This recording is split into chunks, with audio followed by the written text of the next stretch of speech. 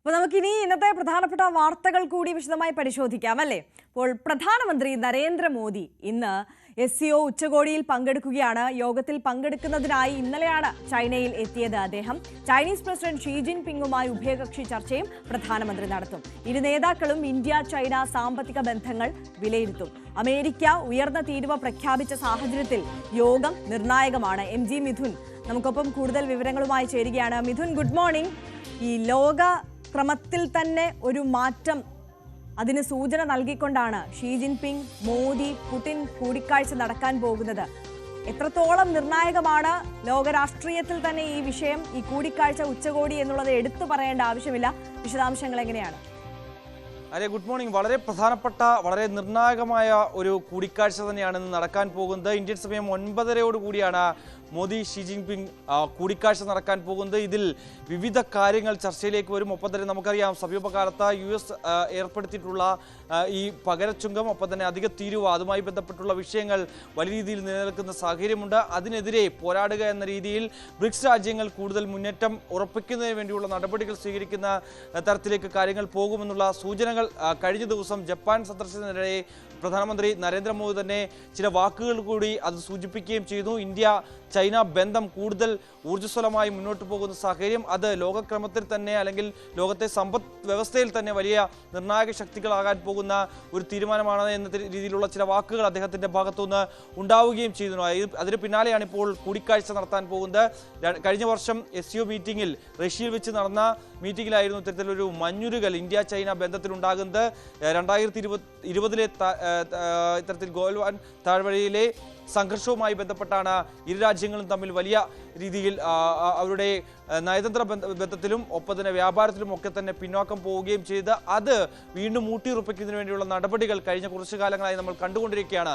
അത് ഇവിടെ നിന്ന് പ്രതിരോധ മന്ത്രി രാജ്നാഥ് സിംഗ് ചൈനയിലേക്ക് പോകുന്നു. അവിടുത്തെ വിദേശകാര്യമന്ത്രി വാങ് യി ഇന്ത്യയിലേക്ക് വന്ന് കൂടിക്കാഴ്ചകൾ നടത്തുന്നു. പ്രതിരോധ മേഖലയിലും ഒപ്പം തന്നെ മറ്റ് വാണിജ്യ മേഖലയിലും ഒക്കെ തന്നെ വലിയ രീതിയിലുള്ള പിന്തുണ ഉറപ്പാക്കുന്നതിന് വേണ്ടിയും ഒപ്പം തന്നെ സഹകരണം ഉറപ്പാക്കുന്നതിന് വേണ്ടിയുള്ള ചില ധാരണകളിലേക്കൊക്കെ എത്തി എന്നുള്ളത് തന്നെയാണ് ഏറ്റവും പ്രധാനപ്പെട്ട കാര്യം. ഇന്നത്തെ ചർച്ചയിൽ ഈ US-ന്റെ തീരുവയുമായി ബന്ധപ്പെട്ടുള്ള കാര്യങ്ങൾ പ്രധാനമായും ചർച്ചയ്ക്ക് വരും. മറ്റു കാര്യങ്ങൾ കൂടി ഇന്ത്യ ചൈനയുമായി ബന്ധപ്പെട്ടുള്ള നിരവധി തർക്കങ്ങൾ നിലനിൽക്കുന്ന സാഹചര്യമുണ്ട്. ഒപ്പം തന്നെ ഈ കോവിഡിന് ശേഷം വിമാന സർവീസുകളൊക്കെ പൂർണ്ണമായും നിർത്തലാക്കിയ ഒരു സാഹചര്യമുണ്ടായിരുന്നു. അത് പുനരാരംഭിക്കുന്നതിന് വേണ്ടിയുള്ള നടപടികൾ കൈക്കൊള്ളുമെന്നുള്ള ആവശ്യം വളരെ ശക്തമായി നേരത്തെ തന്നെ ഉണ്ടായിരുന്നു. അതിൽ ഇക്കാര്യത്തിലൊരു അന്തിമ തീരുമാനത്തിലേക്ക് ഇരു രാജ്യങ്ങളും തമ്മിൽ എത്തുമെന്ന് പ്രതീക്ഷിക്കുന്നു. ഒപ്പം തന്നെ വിസ പ്രോസസ്, അത് ചില രീതിയിൽ ചില തടസ്സങ്ങളും ഒപ്പം തന്നെ അതുമായി ബന്ധപ്പെട്ട ചില പ്രശ്നങ്ങളും ഒക്കെ ഉണ്ടായിരുന്നു. അതൊക്കെ പൂർണ്ണതോതിൽ ആകുന്നതിന് വേണ്ടിയുള്ള നടപടിക്രമങ്ങളും ഉണ്ടാകുന്നു എന്നുള്ളത് തന്നെയാണ് ഏറ്റവും പ്രധാനപ്പെട്ട കാര്യം. എന്തായാലും ഇതിൽ ചില ധാരണയിലേക്ക് എത്താവുന്ന മറ്റു വിഷയങ്ങൾ കൂടി നമുക്കൊന്ന് പരിശോധിക്കേണ്ടതായിട്ടുണ്ട്. അതായത് ചൈന വിപണിയിൽ ഇന്ത്യൻ ഇലക്ട്രിക് വാഹനങ്ങൾ ഇറക്കുന്നതുമായി ബന്ധപ്പെട്ടുള്ള ചർച്ചകൾ ഇന്നത്തെ ഈ ഒരു കൂടിക്കാഴ്ചയിലുണ്ടാകും. ഏകദേശം ഒരു 45 മുതൽ 1 മണിക്കൂറോളം നീണ്ടു നിൽക്കുന്ന ഒരു കൂടിക്കാഴ്ചയാണ് ഇരു നേതാക്കളും തമ്മിൽ നിശ്ചയിച്ചിരിക്കുന്നത്. മറ്റൊന്ന്, ഇന്ത്യൻ വിപണിയിൽ കൂടുതൽ ചൈനീസ് ഉൽപ്പന്നങ്ങൾ ഇറക്കുന്നതിൻ്റെ ആവശ്യകത, അക്കാര്യത്തെ സംബന്ധിച്ച ചർച്ചകൾ ഉണ്ടാകും. വിതരണ ശൃംഖല 2020 മുൻപുള്ള അവസ്ഥയിലേക്ക് എത്തിക്കുക എന്നുള്ള ലക്ഷ്യം മുന്നിൽ കണ്ടുകൊണ്ട് തന്നെയാണ് ഇത്തരത്തിലൊരു നീക്കം നടത്തുന്നത്. ഒപ്പം തന്നെ ചൈനയിൽ നിന്ന് മരുന്ന് നിർമ്മാണ അസംസ്കൃത വസ്തുക്കൾ ഇന്ത്യയിലേക്ക് എത്തിക്കുന്നതിന് വേണ്ടിയുള്ള നടപടികളുണ്ടാകും. ഒപ്പം തന്നെ അതിർത്തിയിലെ നദികളിലെ ജലം പങ്കിടുന്ന ധാരണ, നമുക്കറിയാം ബ്രഹ്മപുത്ര നദീജല കരാറടക്കവുമായി ബന്ധപ്പെട്ടുള്ള വലിയ തർക്കങ്ങൾ നിലനിൽക്കുന്ന സാഹചര്യമുണ്ട്.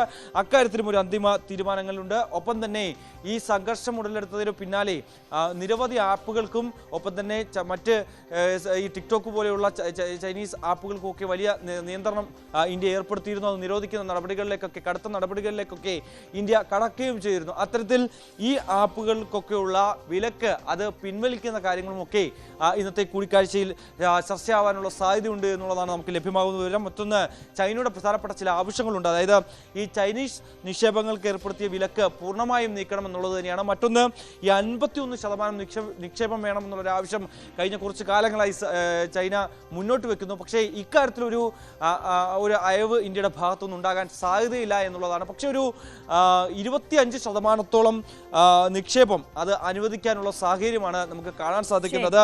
ഈ നിർമ്മാണം, ഊർജ്ജം, വാഹനം തുടങ്ങിയ മേഖലയിലും ഇക്കാര്യത്തിലുള്ള സഹകരണം ഉറപ്പാക്കുന്നതിന് വേണ്ടിയുള്ള തീരുമാനങ്ങൾക്കും ഒക്കെ ഉണ്ടാകുമെന്നുള്ളത് തന്നെയാണ്. എന്തായാലും ഇന്ന് ഈ കൂടിക്കാഴ്ചയ്ക്ക് ശേഷം ഏവരും ലോകമെമ്പാടുമുള്ളവർ ഉറ്റുനോക്കുന്ന പ്രധാനപ്പെട്ടത് മറ്റൊരു ലോകക്രമത്തിലേക്ക് നീങ്ങുമോ എന്നുള്ളത് തന്നെയാണ്. തീർച്ചയായും അതാണ്, അതുതന്നെയാണ് മിഥുൻ മിഥുനാണ് വിവരങ്ങൾ പങ്കുവച്ചത്. മിഥുനിലേക്ക് ഞാൻ മടങ്ങിയെത്താം. ഇപ്പോൾ വിദേശകാര്യ വിദഗ്ധൻ ഡോക്ടർ മോഹൻ വർഗീസ് കൂടി നമുക്കൊപ്പം ചേരുകയാണ്. Doctor Mohan Varghese, good morning.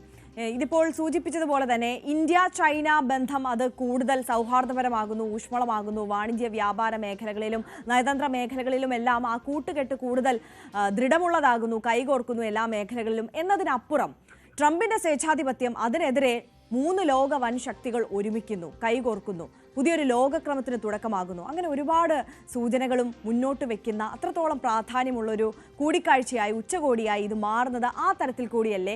താങ്കളുടെ വിലയിരുത്തൽ എങ്ങനെയാണ്? ലോകം ഉറ്റുനോക്കുന്ന കൂടിക്കാഴ്ചയാണ് ഷീ ജിൻപിങ്ങും മോദിയും തമ്മിൽ ഇന്ന് കുറച്ചു കഴിയുമ്പോൾ നടക്കേണ്ടത്. യഥാർത്ഥത്തിൽ ഇതിന്റെ സാഹചര്യമാണ് ഈ കൂടിക്കാഴ്ചയുടെ പ്രത്യേകത. അമേരിക്കയുമായി വ്യാപാര യുദ്ധത്തിൽ ഏർപ്പെട്ടു നിൽക്കുന്ന ഈ സമയത്ത് നടക്കുന്ന കൂടിക്കാഴ്ചയ്ക്ക് അർത്ഥതലങ്ങൾ വളരെ കൂടുതലാണ്.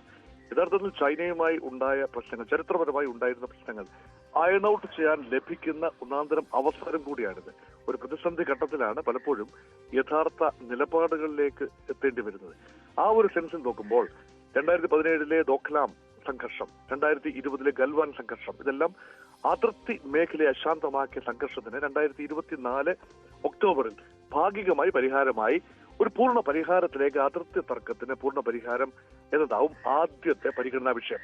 അതിനുശേഷം ഇന്ത്യ എടുത്ത ചില ഡിഫൻസീവ് മെഷേഴ്സ്, ആപ്പുകൾ നിരോധിക്കുന്ന, ചൈനീസ് ആപ്പുകൾ നിരോധിക്കുന്ന ഉൾപ്പെടെ, ചൈനീസ് ഇൻവെസ്റ്റ്മെന്റ്സിന് നിയന്ത്രണം ഏർപ്പെടുത്തുന്ന ഉൾപ്പെടെയുള്ള കാര്യങ്ങളിൽ തീരുമാനം ഉണ്ടാകേണ്ടതുണ്ട്. അതിനുള്ള വഴി ഒരുക്കുന്നതിന് വേണ്ടിയാണ് ഇപ്പോൾ ഉഭയകക്ഷി ചർച്ചകൾ നടക്കുന്നത്.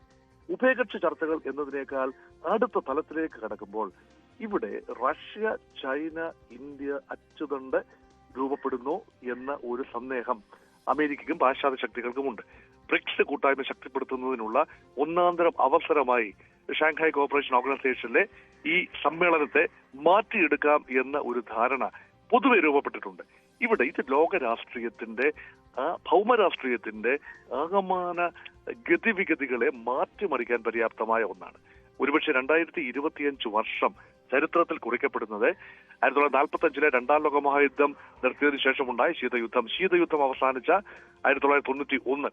ഈ വർഷങ്ങൾക്ക് ശേഷം പിന്നെ ചരിത്രത്തിന്റെ ഗതിവിഗതികൾ മാറി മറിയുന്ന വർഷമായി ഒരുപക്ഷെ 2025 വർഷം കുറിക്കപ്പെടും. കാരണം ലോക ജനസംഖ്യയുടെ 1/3 ചൈനയിലും ഇന്ത്യയിലും കൂടിയാണ്. ഏതാണ്ട് 142 കോടി ജനം ഇന്ത്യയിലും സമാനമായ ഒരു ജനസംഖ്യ ചൈനയിലും ഉള്ളപ്പോൾ 1 out of 3 ഹ്യൂമൻ ബീയിങ്സ് ഇന്ത്യയിലും ചൈനയിലുമായി അധിവസിക്കുന്നു എന്ന് പറയുമ്പോൾ ഇന്ത്യയും ചൈനയും മാറ്റി നിർത്തിക്കൊണ്ട് ഭൗമരാഷ്ട്രീയത്തെ കാണാനാവില്ല, ലോക വ്യവസ്ഥിതിയെ തന്നെ കാണാനാവില്ല. അതുകൊണ്ടാണ് ഏഷ്യയുടെ നൂറ്റാണ്ട് പിറന്നിരിക്കുന്നു എന്ന ചിന്ത കുറെ കാലമായിട്ടുണ്ട്. പക്ഷേ ഏഷ്യൻ രാജ്യങ്ങൾ, പ്രത്യേകിച്ച് ജപ്പാൻ,